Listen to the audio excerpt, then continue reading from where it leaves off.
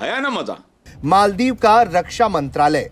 मालदीव की राजधानी माले में हाल ही में बने रक्षा मंत्रालय भवन में पीएम नरेंद्र मोदी की ये तस्वीरें लगाई गई। सबको सामने रखते हुए ये कहा जा सकता है कि जो प्राइम मिनिस्टर मोदी का विजिट है ये बड़ा कामयाब रहा उनके पर्सपेक्टिव से। हमारे मतलब एक वहां पे इंडियन प्राइम मिनिस्टर है, हमारे देखें एक भी इनमें से मैच नहीं कर सका परफॉर्मेंस को। ये कैसे मुमकिन है सर, क्या कहते हैं? ब्रिटेन ने तो इंडिया के साथ जीरो टैरिफ पे इस वक्त एक एग्रीमेंट कर लिया। हालांकि कुछ लोग इसे चीन के बढ़ते प्रभाव के जवाब के तौर पर भी देख रहे हैं। और उसकी वजह क्या है कि नरेंद्र मोदी ने इंदिरा गांधी से ज्यादा वक्त जो है वो एज ए प्राइम मिनिस्टर गुजार लिया। नरेंद्र मोदी ने 4078 consecutive days as a prime minister office में गुजारे हैं। इंदिरा गांधी का रिकॉर्ड तोड़ा है। क्वाड के अंदर पहलगाम अटैक कंडेम किया गया, ब्रिक्स के अंदर किया गया। तो मेरे ख्याल में जो पॉइंट है वो है, जो फैक्ट है वो है, जो सच है वो है। डोनाल्ड ट्रंप और उनके एडमिनिस्ट्रेशन ने क्या पाकिस्तान को कहा था पहलगाम के ऊपर? आपने उनके वो रिमार्क्स सुन लिए?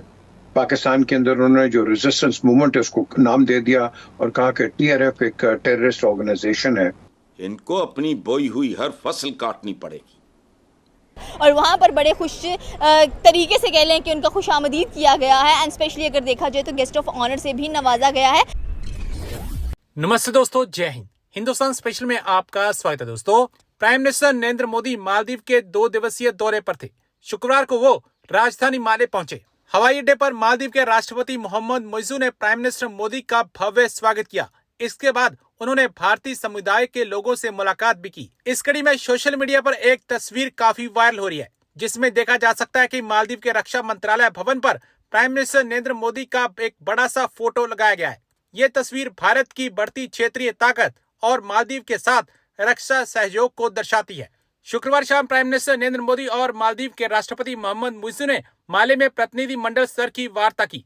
वार्ता के दौरान आतंकवाद, व्यापार सहित कई मुद्दों पर चर्चा हुई। यह बिल्डिंग मालदीव के रक्षा मंत्रालय की है। इस बिल्डिंग में पर्यावरण का खास ख्याल रखा गया है। ये बदलाव भारत जैसी बड़ी शक्ति द्वारा एक छोटे पड़ोसी देश के साथ धैर्यपूर्वक और कुशलतापूर्व व्यवहार का परिणाम है। तो चलिए दोस्तों, आज की वीडियो की तरफ से थैंक सो मच।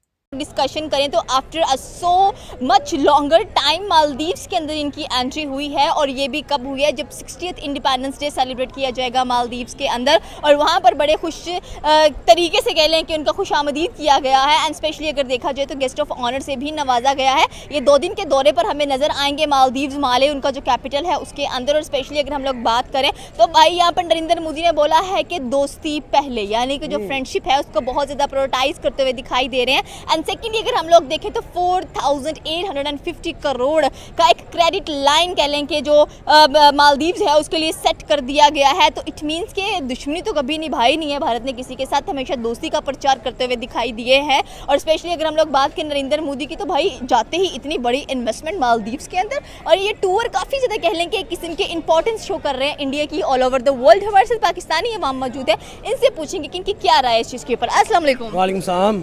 सर, जो सवाल अभी मैंने किया है कि मालदीव्स के अंदर जो माले इनका कैपिटल है वहाँ पर नरेंद्र मोदी की बहुत शानदार तरीके से वेलकम किया गया है, गेस्ट ऑफ ऑनर दिया गया है और कहा है कि जी दोस्ती पहले। देखिए, मैं स्टार्ट लूँगा दोस्ती वर्ड से।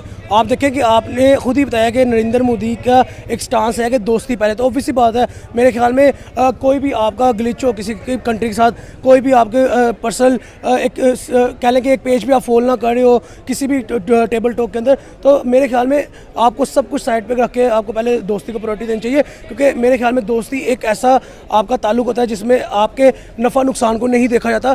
चाहे आप इसको पर्सनल लाइफ पे ले लें, चाहे आप इसको पॉलिटिकल लाइफ पे ले लें, चाहे आप इसको किसी भी सिचुएशन में रख के दे लें। दोस्ती एक ऐसा वही ताल्लुक है जिसके अंदर आपको प्रॉफिट लॉस को देखा नहीं जाता। दोस्ती के अंदर आप कहते हो कि यार हम मिल के चलें, ठीक है, मिल के आगे बढ़ें। तो मेरे ख्याल में दोस्ती के ताल्लुक के अंदर रहते हैं। ऑब्वियसली बात है, नरेंद्र मोदी की जो हम पहले एक बैकग्राउंड अगर देखें तो मेरे ख्याल में उन्होंने हर किसी के साथ दोस्ती का हाथ ही बढ़ाया है। आप देखिए, बांग्लादेश के साथ दोस्ती की बुनियाद पर उन्होंने ट्रेड शुरू की, इतना इन्वेस्ट किया वहाँ पे। उसके बाद अफगानिस्तान के साथ देखिए, एशियन खिते की अगर मैं पहले बात करूँ, अफगानिस्तान के साथ देखें उन्होंने दोस्ती की बुनियाद पर अपने स्टेडियम्स तक उनके प्लेयर्स को दिए चाहिए कि आप यहाँ पे आके खेलें, यहाँ पे आके अपनी प्रैक्टिस करें। अब उसके बाद आप देखेंगे म्यांमार की अगर बात कीजिए, वहाँ पे दोस्ती का ताल्लुक था। उसके बाद आप देखेंगे अगर पाकिस्तान की बात कीजिए तो पाकिस्तान के साथ एक 1947 से ही एक ऑपोजिशन का एक रूप नज़र आ रहा होता है कि जी पाकिस्तान हमारा दुश्मन है। और देखिए मैं आपको एक बात करता हूँ, नरेंद्र मोदी की मैं एक स्पीच सुन रहा था कुछ टाइम पहले की बात है, जिसके अंदर उन्होंने कहा था कि पाकिस्तान हमारा दुश्मन है ही नहीं। क्यों नहीं है? क्योंकि वो हमारे स्टैंडर्ड का बेसिकली नहीं है। इकोनॉमी वाइज अगर बात की जाए तो उनकी ऑब्वियस सी बात है, जब आप एक बड़ी इकोनॉमीज़ में शामिल होने लग पड़ते तो आप अपने से जो छोटे होते हैं, जो चाहे आपके ओपोजिशन हो, चाहे आपके उनके साथ कोई दुश्मनी चाह रही हो, आप उनको काउंट नहीं करते फिर अपनी बुक अपनी लिस्ट के अंदर। तो देखिए मेरे ख्याल में जो ये स्टांस दोस्ती का स्टांस है, और दूसरे नंबर पे मालदीव ने जितना ह्यूमिलेट किया था भारत को, मैं इस पॉइंट पे आता हूँ, लेकिन मैं उससे पहले जो बात करने जा रहा हूँ वो ये है कि एक दोस्ती का पॉइंट और दूसरा इंसानियत का पॉइंट। ये जो दो मुद्दे हैं उसके बेस पे आप दुनिया को फतह कर सकते हो मेरी नज़र में। आप देखिए कि आपने बात की मालदीव ने ह्यूमिलेट किया था, बुली किया था, बैक बैटिंग की थी, ठीक है, क्या हुआ उनके साथ? लक्षद्वीप आइलैंड जो था क्या हुआ उनके साथ? ठीक है, बाइकआउट हुआ उनका, इंडियंस ने जाना वहाँ पे बाइकआउट कर दिया, गए नहीं, उनका ऑब्वियसली बात है लॉस आया।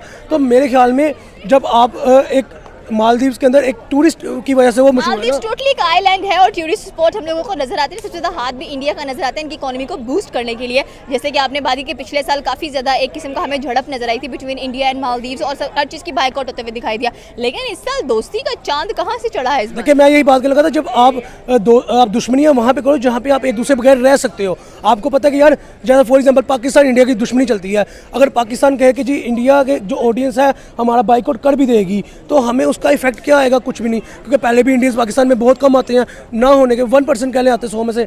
और सेम एज इट अगर इंडिया की बात करें, पाकिस्तान इंडिया का अगर बॉयकॉट करता है, ठीक है, तो क्या इंडिया को क्या नुकसान होगा? कुछ भी नहीं। यहाँ पे दुश्मनियाँ चलती हैं। जब एक खित्ता चल ही एक पब्लिक की वजह से है तो वहाँ पे मेरे ख्याल में दुश्मनी क्या करनी, उल्टा आप अपने पाँव में खुद कुल्हाड़ी मारते हो।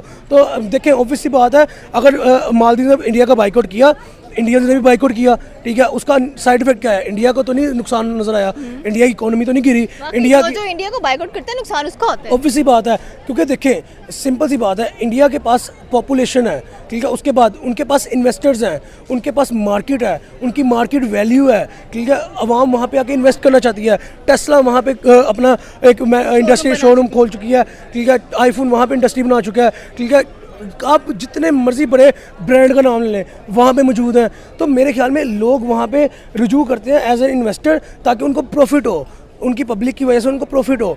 तो अब आप उसी पब्लिक का बाइकआउट करोगे तो ऑब्वियस सी बात है वो पब्लिक आप तक नहीं आएगी, आपका बाइकआउट करेगी तो आप खसारे में जाओगे ना, आप लॉस में जाओगे। तो मेरे ख्याल में जिस मुल्क का प्राइम मिनिस्टर बिजनेस पर्सपेक्टिव से चल रहा है वो कभी भी इंडिया की पब्लिक का बाइकआउट नहीं करेगा, क्योंकि इंडिया की पब्लिक अगर वहाँ पे रुझान कर ले, वहाँ पे उनको एक सेटिस्फेक्शन शो होने लग कर दे, तो मेरे ख्याल में उस मुल्क की इकोनॉमी बूस्ट होगी। आप देखिए बांग्लादेश के साथ क्या ताल्लुकात हैं इंडिया के, इंडिया ने इतना इन्वेस्ट किया था, इतना इन्वेस्ट किया था, बांग्लादेश ने बाइकआउट किया इंडिया का, ठीक है, इंडिया ने उल्टा बाइकआउट किया। आज बांग्लादेश फिर क्या, वो टके की जो वैल्यू 3 रुपये हुई थी वो फिर टका नीचे गिरने लग पड़ा।